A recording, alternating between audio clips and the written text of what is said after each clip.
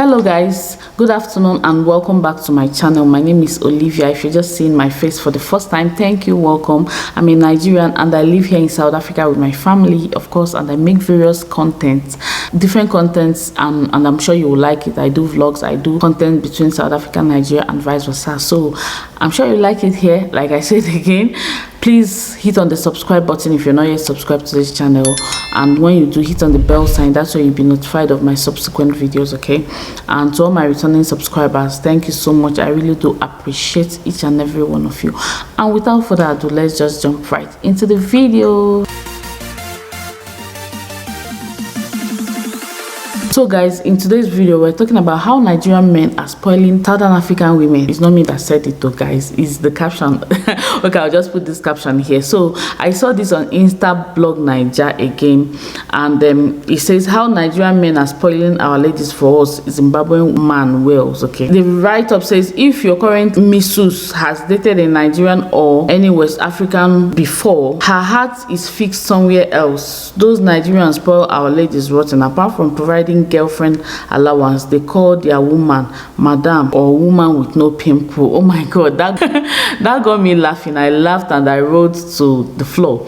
I just want to use this to buttress my point, you know. So the topic is not necessarily how Nigerian men are spoiling South African women, as you're going to see on the caption, but it's literally about intercultural marriages. The pros and cons of intercultural marriages, guys. So intercultural marriages are the marriage between people from two different nationalities. Say a marriage between a Nigerian and a Zimbabwe, or a marriage between a Nigerian and a Ghanaian, or a marriage between a Nigerian or a South African. So it's literally an intercultural marriages, because those two they may be from the same race. Like if I'm black and a black South African is black, we are both black people, right?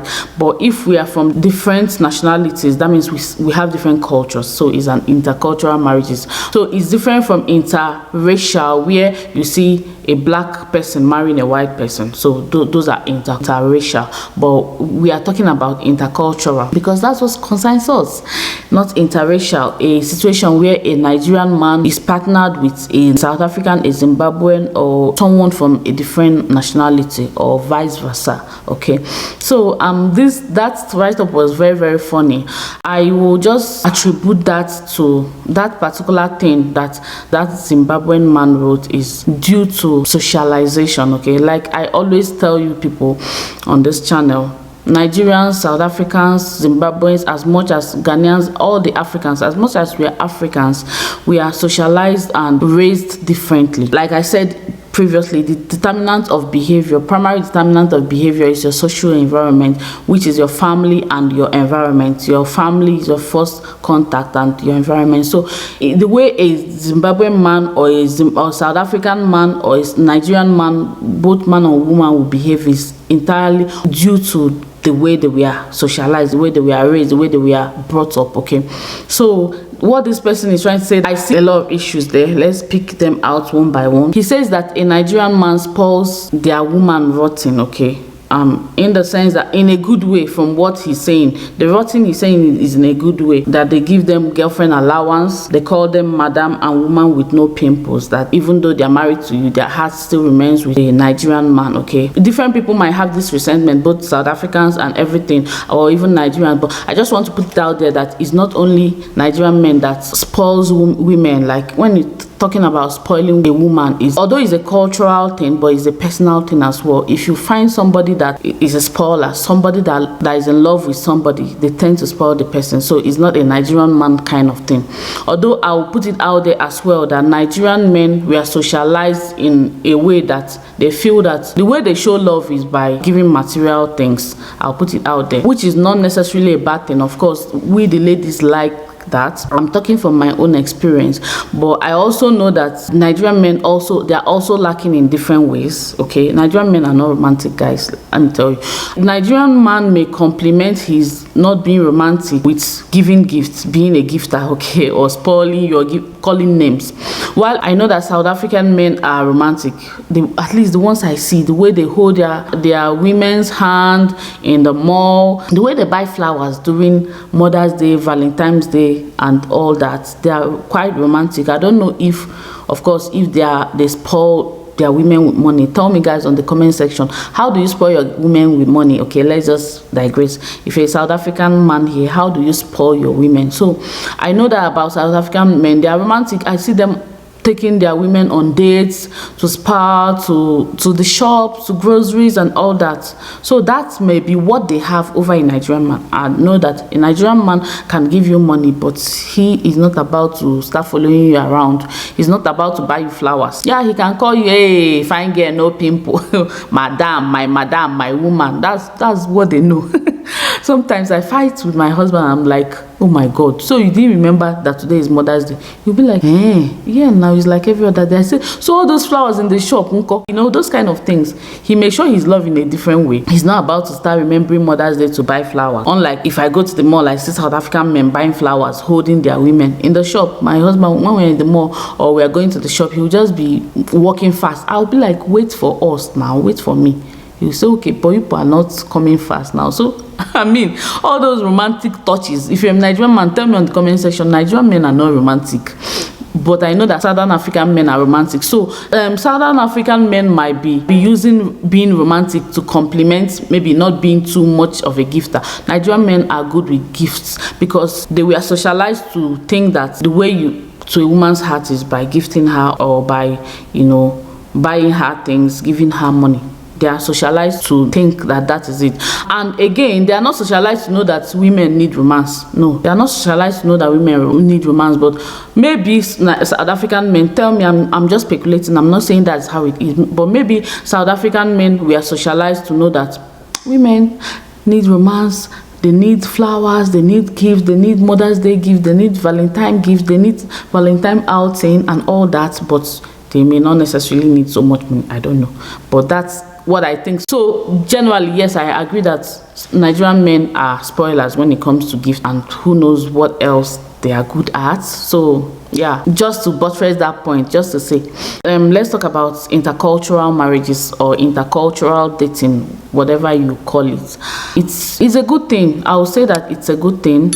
One of my subscribers asked me to talk about it. I don't know where that comment is. I screen grabbed it, but asked me to talk about the pros and cons of intercultural marriages, what I think.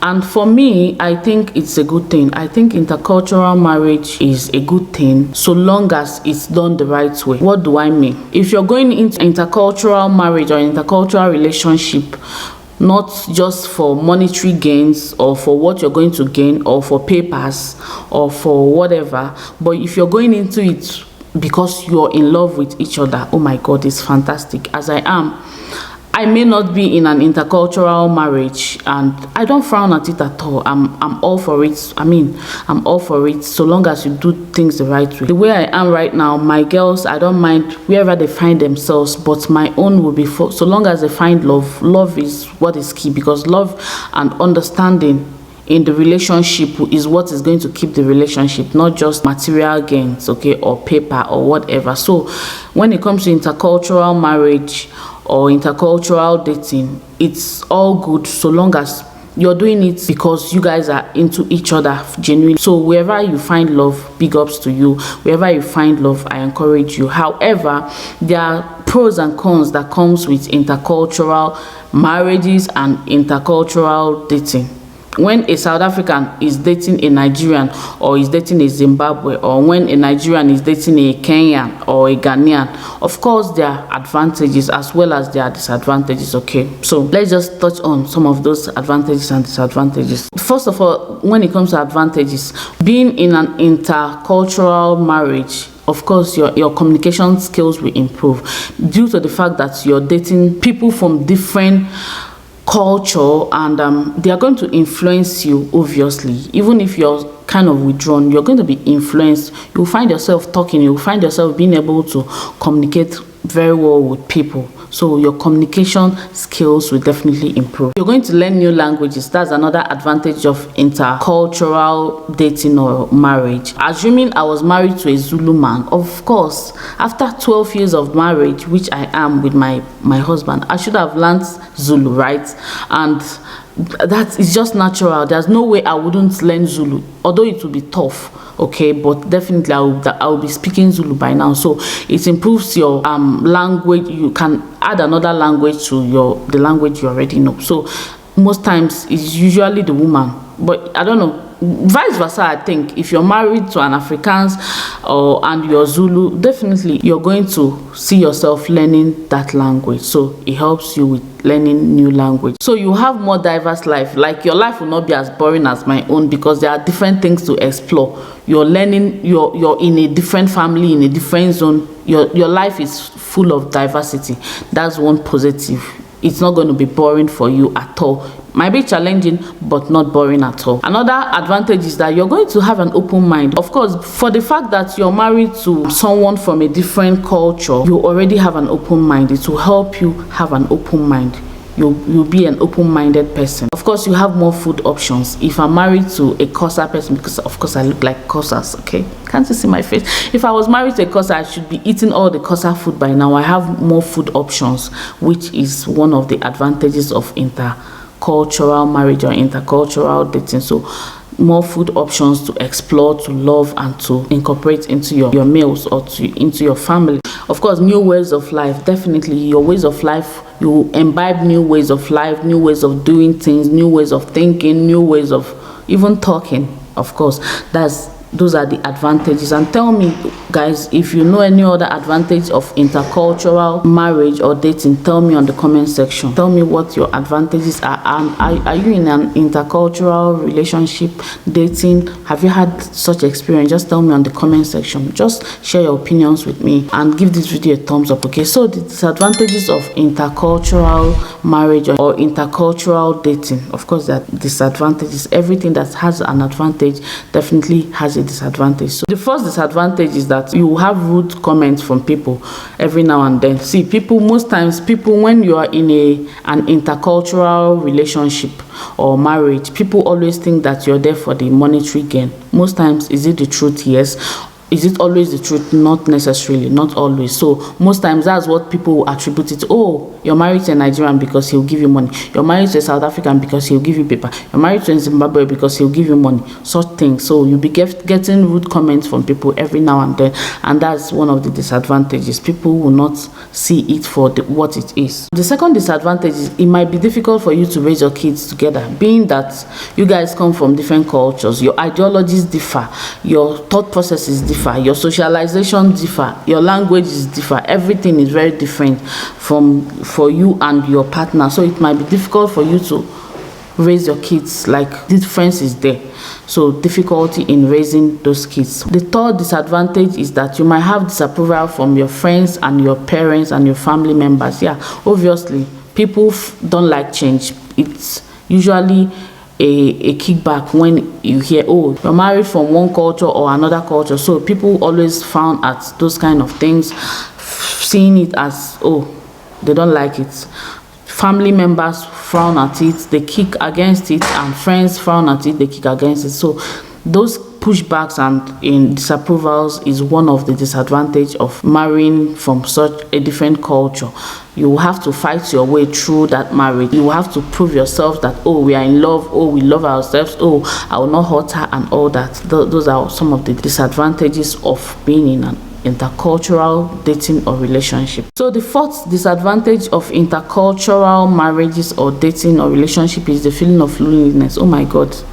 I can imagine me being married to a Zulu person now. They'll be speaking Zulu, I won't understand. The culture, I won't understand. There's always a time where you feel, oh, I'm not part of these people. Although you're part of them, you know, by the bond of marriage and all that, but you will always find that loneliness amongst them when they are amongst themselves and, you know, chatting and amongst their relatives and all that. You always feel left out. You always feel lonely, and you always feel somehow I'm not a part of these people. Although he tells me that he loves me and all that, you also see people that will be giving you side talks, and, you know, people that will definitely literally go out of their way, you know, to make you feel uncomfortable or to make you feel left out in their midst, in their gathering. I don't know if you understand what I'm trying to say. So those are disadvantages. And last but not least, the high rate of divorce is high, of course, because of all the disadvantages and all the kickbacks. You might find yourself doubting each other and not being able to push at the end of the day, and you find it that oh, divorce has happened, separation has happened, and vice versa. But those are just the few disadvantages, and those are also the advantages I find about intercultural dating and intercultural relationship. But generally, I find it an interesting thing so long as you find love. I don't feel people should withhold love in so long as it's real and genuine love. And I don't feel marriage should be transactional. That's the truth. Marriage or relationship, I don't feel it should be transactional. I feel it's something that has to do with the heart. It's something that you should go in genuinely. But do people still go into it in form of a transaction or for a means to an end? Of course people do, but is that the right thing? That's not what I think. But genuinely, I feel people should be allowed to find love. If you find a relation or a friend that say, oh, I'm dating a Zimbabwe, I'm dating a Kenya, or I'm even dating an American, just embrace them. All you should do is just support them. Yes. And I don't think also we should compare between, oh, this country national does like this country national does like this. For me, one thing I can tell you for free is that there's something good about everybody. Just harness the good part of them, okay? And I don't think it's a basis for comparison. We shouldn't compare. Yeah, that's what I think generally. That's my thoughts. And guys, please give this video a thumbs up and tell me, what are your thoughts? Do you encourage intercultural, interracial? Will I allow my kids? Yes, I'll make sure they are in love. And if they are in love, although my earnest dream will be for them to find somebody of like minds, but if they find somebody that is not from their culture or from their race or from their ethnicity, I don't mind, so long as there's genuine love, trust, and commitment in the relationship. Yeah, tell me on the comment section. And again, when it comes to intercultural marriage between Southern Africa and Nigerians, I know that normally it's Nigerian men versus Southern African women. Southern African men don't really marry Nigerian women or date Nigerian women, and it doesn't happen. It only happens one-sided. So guys, what do you think? Should we talk about the reasons why Nigerian women don't marry Southern African or date Southern African men? Tell me on the comment section if that's something you would like us to talk about, and what could be the reasons. Just share your opinions on the comment section. Thanks so much. Share, comment, like, and I'll see you in my next one. Bye.